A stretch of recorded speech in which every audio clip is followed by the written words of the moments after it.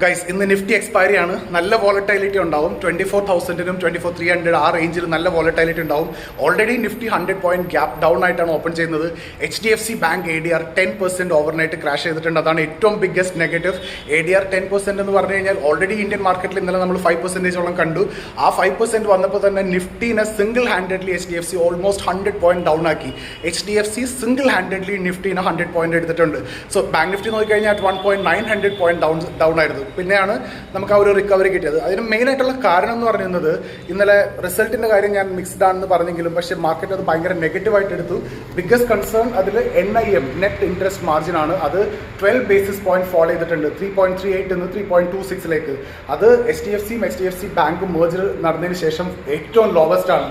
അതുപോലെ തന്നെ Investec also downgraded the stock. And അതിൻ്റെ വേറൊരു അൺസർട്ടനിറ്റി ഉണ്ട്. മറ്റേ CEO അപ്പോയിൻമെൻറ്റ് അതും ഗവർണൻസ് കൺസേൺസ് റേസ് ചെയ്യുന്നുണ്ട്. സോ HDFC കംപ്ലീറ്റ്ലി അണ്ടർ പ്രഷറാണ്. But for long term HDFC is definitely good. If you have a long term plans for HDFC, short term it's under pressure.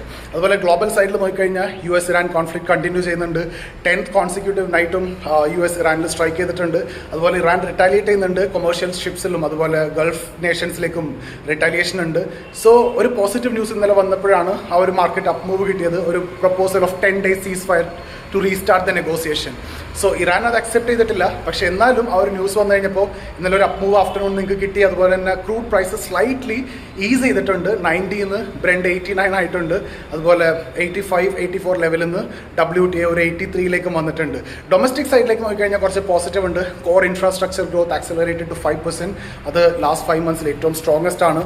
അതുപോലെ തന്നെ brokerages also upgraded നമ്മളുടെ റിലയൻസിനെയും ICICIയുടെയും targets.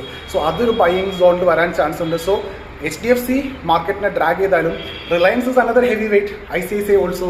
ഇത് മൂന്നുമാണ് 30% of Nifty. അപ്പം HDFC ഒരു സൈഡിൽ down ആണെന്നുണ്ടെങ്കിലും ICICIയും റിലയൻസും മാർക്കറ്റിന് ഹോൾഡ് ചെയ്യാൻ ചാൻസ് ഉണ്ട്. So market today can be sideways to volatile. ഒരു റേഞ്ച് ബൗണ്ട് ആയിരിക്കും. ഓപ്പൺ ചെയ്യുന്നത് തന്നെ സപ്പോർട്ടിലാണ്. ടെക്നിക്കൽ സപ്പോർട്ട് ഇപ്പോഴത്തെ 24,130 ആണ്. ഏകദേശം അവിടെയാണ് ഓപ്പൺ ചെയ്യുന്നത്. ഒരു ചെറിയ ബൗൺസ് ഉണ്ടാവും. ഇനി HDFC ഡ്രാഗ് ചെയ്യുകയാണെന്നുണ്ടെങ്കിൽ ഡെഫിനറ്റ്ലി അത് ബ്രേക്ക് ചെയ്ത് കഴിഞ്ഞാൽ 24,000 വരെ പോകാനുള്ള പോസിബിലിറ്റി ഉണ്ട്. റെസിസ്റ്റൻസ് 24,300 ആണ്. സോ ട്രേഡിംഗ് റേഞ്ച് എന്ന് പറയുന്നത് 24,000 to 24,300 ആണ്. ഒരു സേഫ് ആയിട്ടുള്ള ട്രേഡിംഗ് റേഞ്ച് ഓപ്ഷൻ സെല്ലേഴ്സിന്. ബയേഴ്സിനാണെന്നുണ്ടെങ്കിൽ നിങ്ങൾ വെറുതെ ബൈ ചെയ്ത് ഹോൾഡ് ചെയ്ത് കഴിഞ്ഞിട്ട് നിങ്ങളുടെ ഡയറക്ഷനിലേക്ക് മൂവ് വന്നാൽ പോലും നിങ്ങൾക്ക് പ്രോഫിറ്റ് ഉണ്ടാവണമെന്നില്ല. Due to time DK immediately നിങ്ങൾക്ക് മൂവ് കിട്ടണം. സോ അങ്ങനെ ഒരു മൊമെൻറ്റം വരുമ്പോൾ മാത്രം ജമ്പ് ചെയ്യുക, എൻ്റർ ചെയ്യുക വിത്ത് പ്രോപ്പർ സ്റ്റോപ്പ് ലോസ്. അങ്ങനെ നിങ്ങൾ മാനേജ് ചെയ്യുക. ഇനി നമ്മളുടെ കൂടെ ട്രേഡ് ചെയ്യണമെന്ന് ഇൻട്രസ്റ്റഡ് ആണെന്നുണ്ടെങ്കിൽ കമ്മ്യൂണിറ്റിയിൽ ജോയിൻ ചെയ്യാം. Talk to our team. I see you there.